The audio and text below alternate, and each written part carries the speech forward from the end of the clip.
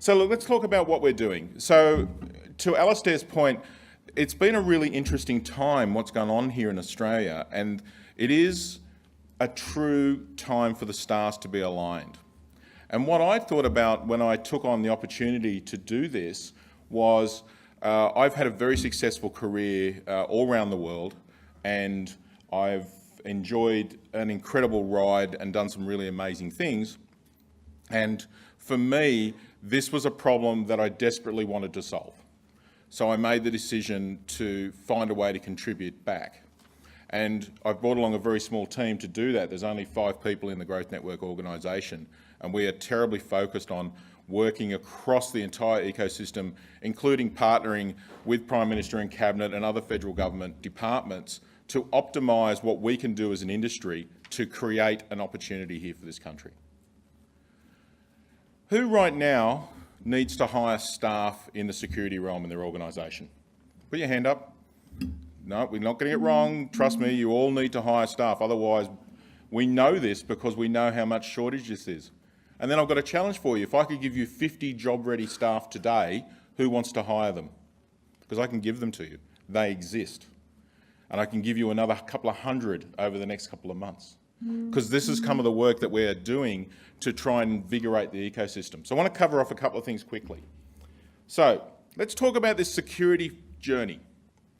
And I think Alistair touched that good point. We have a habit of not trusting that it could be good because it comes from Australia.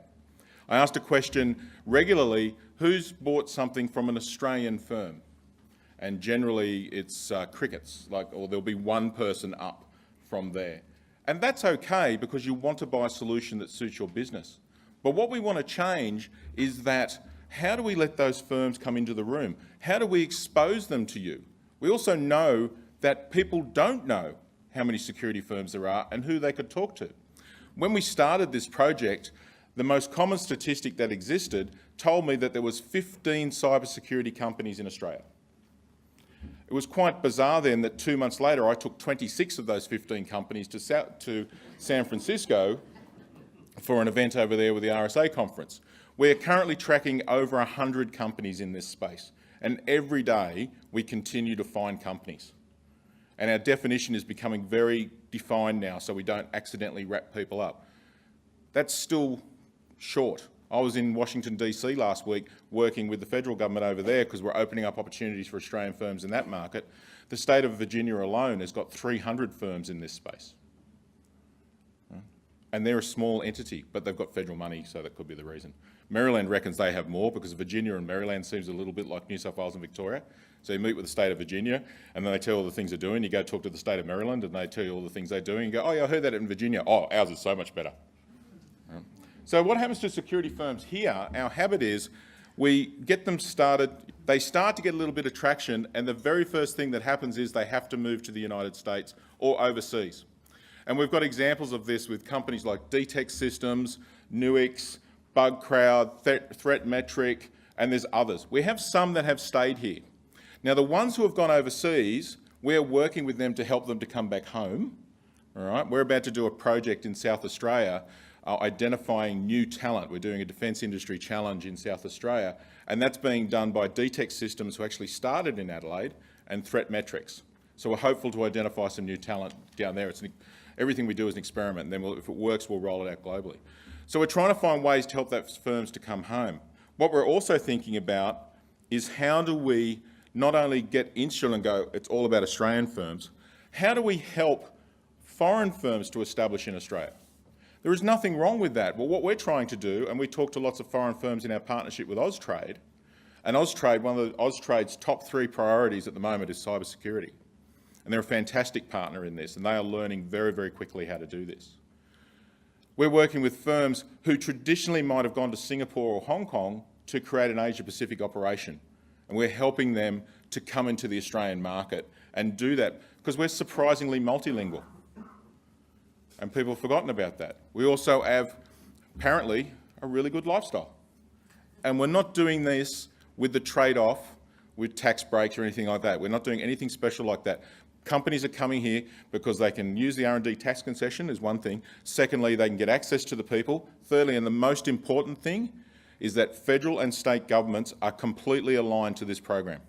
There is no doubt that the government will continue to back this. And when I say the government, I mean either state or federally. And this is where we fit in. We're setting up operations in each of the states that are actually owned by the state government. So recently we announced the ACT node, which starts officially on July the 1st. We've had the Victorian node up and running for a while. South Australia is like this close to being signed. New South Wales is about to go live and announce. Queensland we're still working through, Tasmania we're still working through, and WA we're still working through. And in each of those cases, we've asked the state to essentially become a franchise of the national program. So the reason we describe it as a franchise, because everybody knows how a franchise works. You know, if you go into a franchise, if you go to a Michelle's in Sydney, it's going to be the same as Michelle's in Perth. We want to have the same experience for business in each of those states. We want to have a consistent story around how we're growing the segment. So we're also going to, as I describe, be a benevolent dictatorship to encourage collaboration between each of the states. And the good thing about it is they are totally on board. But we still allow each of the states to focus on their areas of expertise, because each state is definitely building strong capability in certain segments, and we want to encourage that. However, I do ask each of the states to pick just 3 things. So if anybody ever works with me, I always ask for 3 things. That doesn't mean you give me a list of 12 3 times. All right? I just want 3. So then we can absolutely nail those and move on. So with the growth centre, as we get established, we only have one key metric. How do we create a measurable economic benefit for this country? And if we don't do it now, it doesn't matter. Our time is severely limited because we run the risk of becoming an outlier economy or a branch economy in cybersecurity. We're a participant in the Five Eyes community. We want to continue to be a strong participant. We want to ensure that that patent pool that we have and that research community that we have actually moves beyond, look, we did a thing and it's really good. I thought it was great the other day that it was International Wi-Fi Day. Right? Everyone knows where Wi-Fi came from, right? And I'm not doing that to pick on the CSIRO team. If you can call my mum back later, like she's good. She always rings, like it's always awkward. Sorry about that. So we have those things. So Alistair mentioned it before. So we recently released our sector competitiveness plan. Terrible name, great document. I actually met the person who named it and I said, thanks for giving me a word with so many T's in it. It goes really well. And in the sector plan, which is on our website, or on this website, we actually have outlined what we see as the big opportunities for Australia. Now, I have been asked why we didn't print this document. 2 reasons. When you see it, if you're wondering who did the graphic design, hi, I'm Craig. I'm also CEO, CFO, CISO, and in-house graphic designer. I'm a technology guy, so I want you to keep that in mind when you look at it, all right? My mum said I did very well, so that was good. So we put up there what we thought were the 3 big opportunities for this country. We also called out 4 major knowledge priorities, but I just want to talk about the 3 things today. And some of this you might think is pretty obvious. We want to grow an Australian cybersecurity ecosystem, but let me describe to you what an ecosystem looks like to me. That's a complete journey from idea to exit. There's aspects of this in Australia that we do really well, and there's parts of it, to be blunt, we are absolutely beyond crap. All right? That's why our people have to go overseas to get the funding. Now, before I was doing this, I was also what you would classify, I guess, as an angel investor and a startup investor. I obviously can't do that now. So I've been involved very heavily in the ecosystem for a number of years and have come across some outstanding ideas that we work with, both here and overseas. For me, a successful ecosystem means that for people who buy solutions, that looking at an Australian solution will make sense because they align to your business priorities, not because they came in and go, look, I made you a cyber and it comes in a range of colours, and if you want, on Tuesdays it plays music. Because we all have that salesperson who comes into the office who sells you the solution that will solve every problem you have. And then a year later you strip it out if you got it to work. This is a legacy of a rapidly growing industry. So we're trying to make that happen as quickly as we can. We want to ensure that our ideas are captured. We want to help our research community commercialise projects very quickly. We want to help businesses to identify problems and know who to partner with. We want to get used to sharing the problem. Previously, I was the security director for Atlassian. Some of my best friends are the security directors at companies that would count as Atlassian competitors. And we used to share information openly about the threats we were facing. I do describe that most of the great cybersecurity problems of the world have been solved in a bar on Harrison Street in San Francisco.